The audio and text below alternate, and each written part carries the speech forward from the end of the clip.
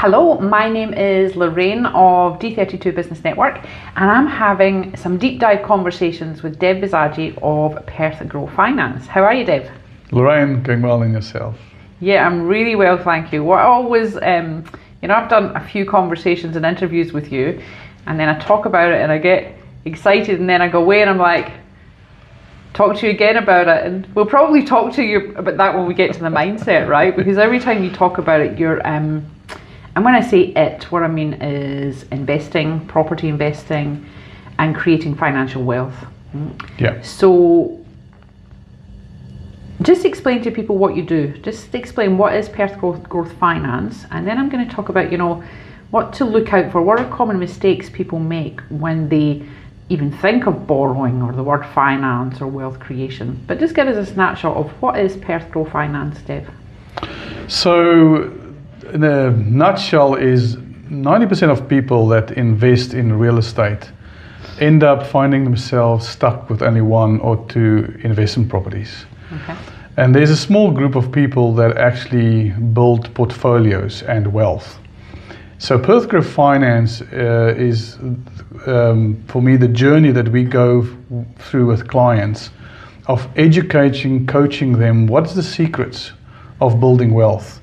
And by learning and getting the right mindset and understanding how property works, investing work, then we journey with our clients. So from obtaining the money, I always say money is not the problem. Yeah. So finding the finance solutions for them, then actually finding the right real estate investments, and then how do you develop that so that you don't end up with only one or two properties, but end up with a portfolio of real estate.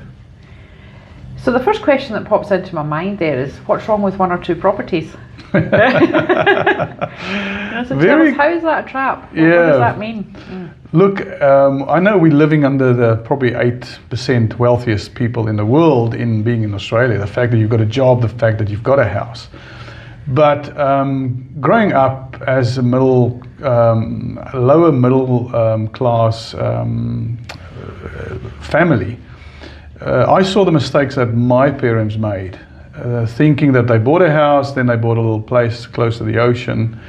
But when they got to retirement, it was not near enough the money to survive.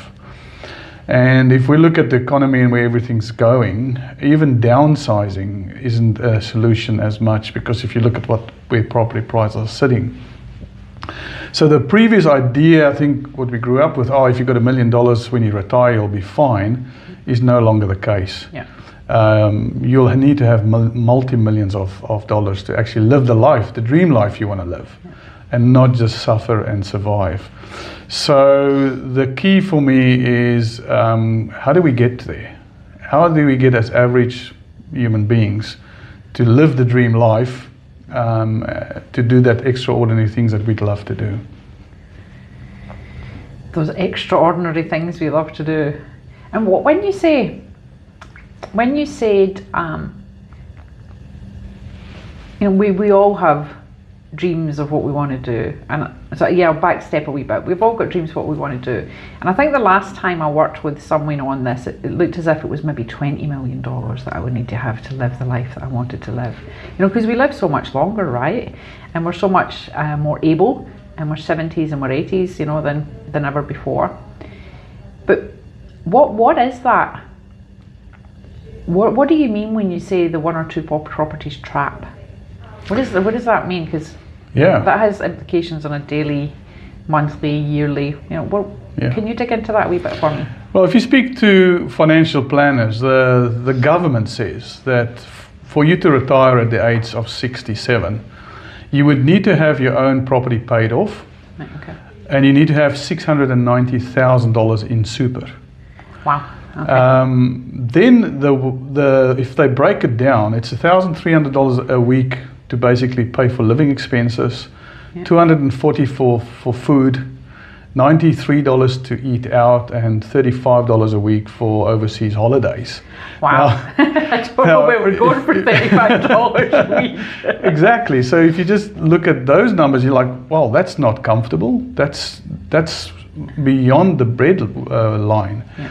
And we see that the aging population, most people live in their asset. Your house that you're living in is always going to be in liability, because you always have to pay rates and taxes and expenses and repairs and maintenance. It's never seen as an asset. An asset is an investment property that actually brings in money.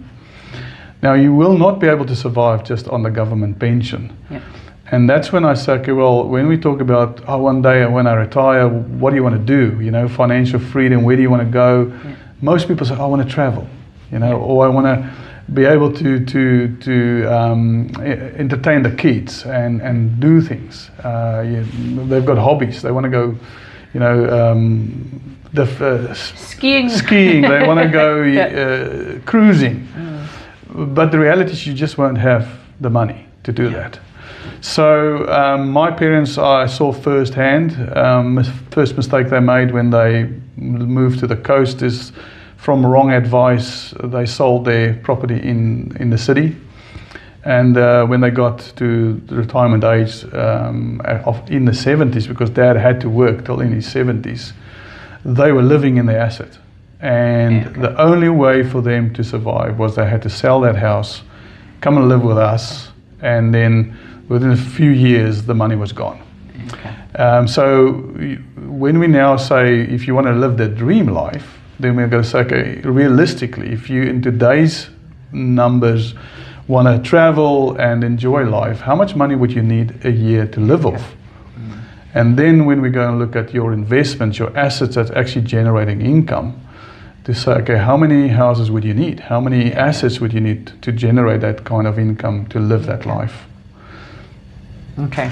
So I think there's one of the mistakes there then is completely underestimating how much we need to retire on. Another one is thinking having your home that you live in is going to be good enough. Another one is, I don't know where we're going for $35 a week overseas. But okay, so do you help people then? I guess you help people to work backwards. I suppose it comes from the reality that I faced. Migrating, coming a year later in life, I looked at saying, look, there's no way that I would be able to work and pay off my own home in time. I don't have 30 years like people that were born here. The other thing is the amount of money that I'm putting away into super, there's no way I'll get to 690,000 in super. And that's where the thinking had to change, to say, okay, how do we do this? Now, we grew up with the belief that, you got to work hard, you got to be honest, and you got to save. And I look at everybody around me that's trying to do that. Nobody's getting ahead. So one of the secrets is to say, how do we grow wealth quicker on a shorter time frame than the traditional way? And that's when the switch happened with me, and it's called OPM, other people's money. Because working hard and just trying to save is never going to cut it. You have to tap into the ability to use other people's money to grow your wealth. Now, that sounds strange, but that's where finance comes in. Because finance is not your own money that you're using other people's. You use the bank's money. Other people go and put their savings in the bank, and the bank lends it out to you as an investor. When you put tenants in, looking at different tenants, growing a property portfolio by capital gains, doing a renovation, a flip, a subdivision, all of these things create value, and other people will then buy that asset or that property from you, and that's where the wealth creation starts happening. So you could accelerate your wealth beyond just having one or two properties and 690 in super if you follow the right strategy and the right plan.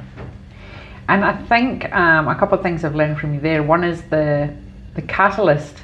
So I resonate with that story. All the people who have emigrated here, we don't have the option of complacency.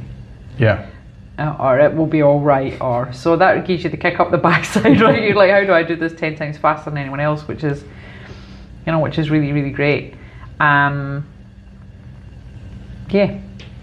Good. So other people's money. Other people's money. That's where it brings us to finance. Robert Kiyosaki on our YouTube channel, we've got a little video clip of him there saying that he's got $1 billion in debt.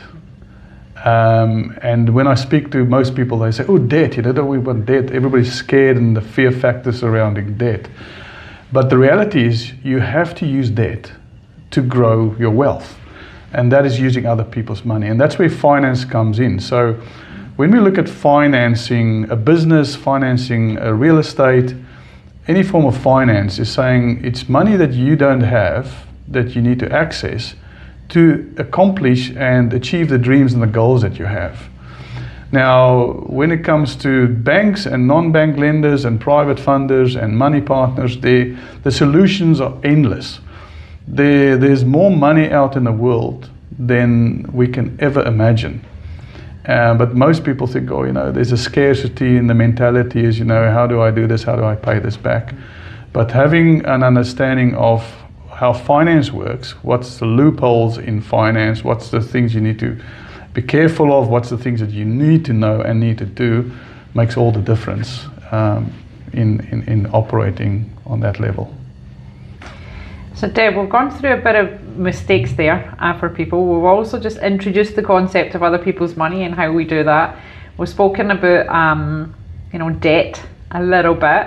Thank you very much for sharing that. What I'm going to do is I'm going to pause that one there and I'm going to come back on and I'm going to do another few interviews around what are the opportunities, how do we get around the fear of debt, you know, and then how do we get started for anyone who is interested. Sounds good. Deb, thank you very much. Thank you.